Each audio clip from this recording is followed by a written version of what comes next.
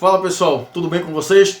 Bem, eu já vou adiantando para vocês que eu vou falar mais uma vez em exercício e doença e o tema do vídeo de hoje, exercício e doença renal crônica. Portanto, se você se interessa por esse tema, fica por aqui porque eu vou te passar informações importantes que você pode usar ou você pode passar para alguém que tenha esse problema. Se você não se interessa, se esse tema não te desperta interesse, então vai ver outra coisa na rede social que te interessa, que te desperta atenção, enfim, fique à vontade.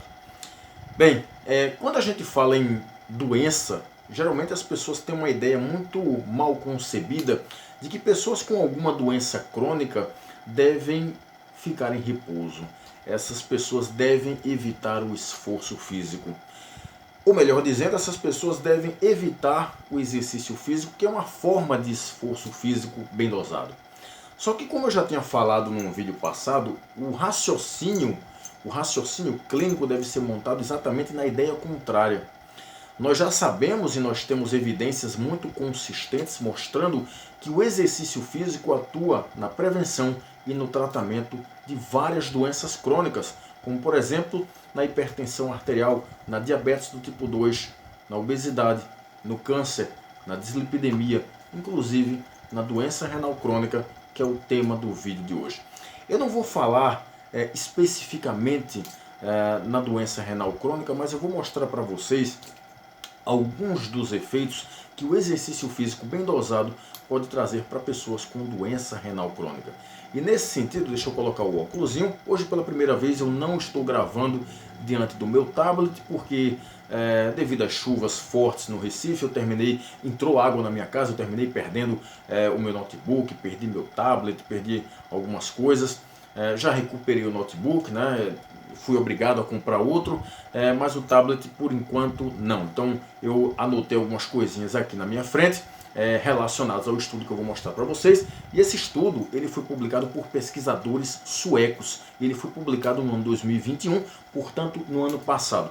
Esse estudo foi publicado na Nephrology Dialysis Transplantation, que é uma revista específica na área de nefrologia e diálise. E esse estudo, esses pesquisadores, eles pegaram 112 pacientes com doença renal crônica. Esses indivíduos não faziam diálise ainda, eles tinham a doença renal crônica, mas ainda não eram submetidos à diálise. E eles foram divididos em dois grupos. Um grupo era chamado grupo equilíbrio e o outro grupo era o grupo força, era chamado grupo força. O grupo equilíbrio treinou exercícios específicos de equilíbrio, claro, e exercício aeróbio, enquanto o grupo força treinou musculação e aeróbio.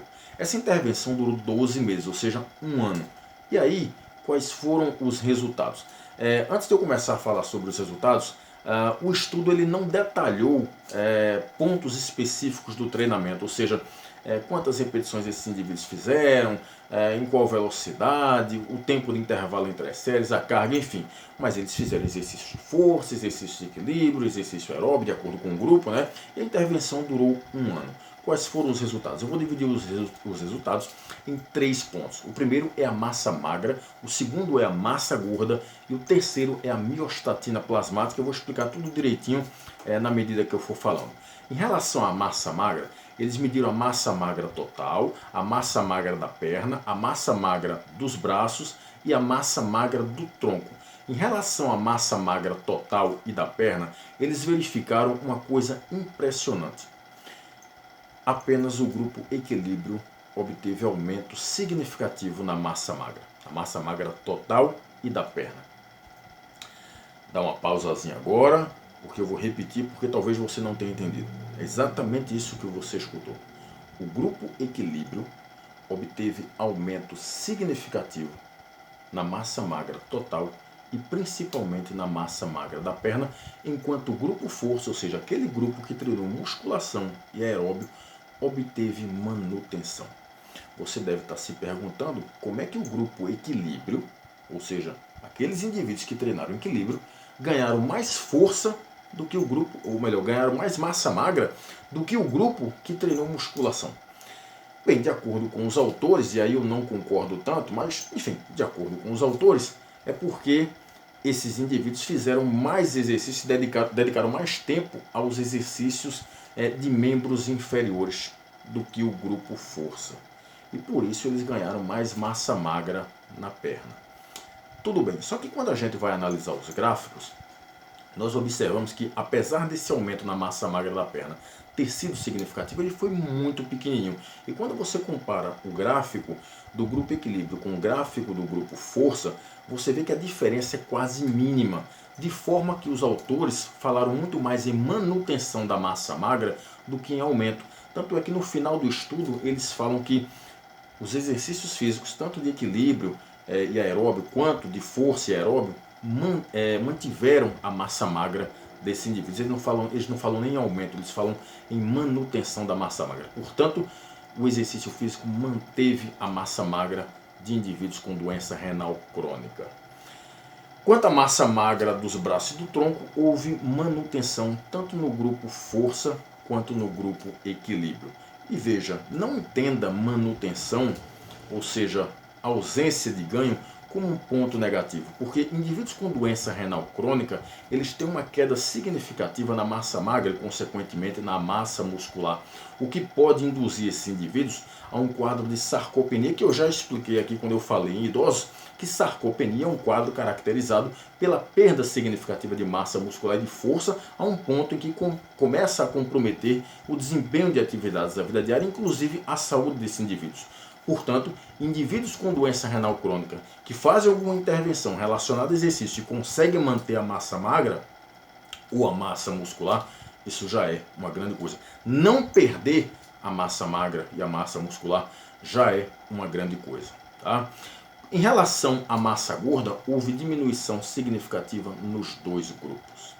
Então, eles melhoraram a composição corporal. Né? Melhoraram a composição corporal porque perderam massa gorda e mantiveram ali a massa magra.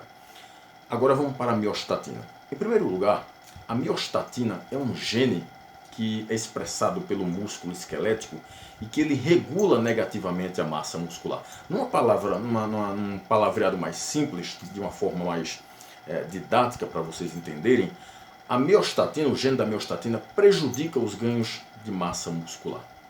Então é desejável que a expressão da miostatina seja menor. E esses indivíduos, né, os pesquisadores, mediram a miostatina plasmática, ou seja, a miostatina no sangue.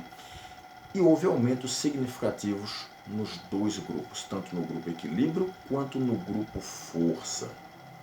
E aí você me pergunta, mas espera aí, Otávio, esses indivíduos aumentaram a massa magra, não era para ter diminuído a miostatina? Pois é, eu também tinha pensado isso, mas não é não. Veja, apesar de ter havido aumento significante da miostatina, esses aumentos, os valores ainda estavam dentro da amplitude normal, então não estava fora da normalidade, os aumentos ainda, a faixa de valores ali ainda estava dentro da normalidade. Mas esses aumentos na miostatina plasmática é devido exatamente ao ganho de massa magra, que provavelmente desencadeou o aumento da massa muscular. Então, assim, quando tem aumento da massa muscular, tu tem mais músculo, então tu expressa mais miostatina. Expressando mais miostatina, essa miostatina é jogada, por exemplo, do músculo para o sangue. Então tu vai detectar ali um aumento da miostatina plasmática. Mas enfim, a mensagem principal desse vídeo é que o exercício físico, tanto de equilíbrio juntamente com aeróbio, quanto de musculação com aeróbio, mantém a massa magra e a massa muscular de indivíduos com doença renal crônica. Portanto, indivíduos com doença renal crônica podem e devem fazer exercício por uma série de motivos, e um dos motivos é manter a massa muscular, que é muito comprometida com essa doença. Tá vendo?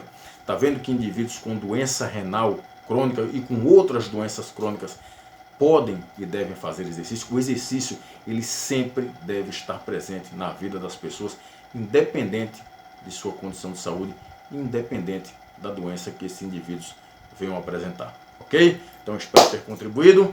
Um abraço e até mais.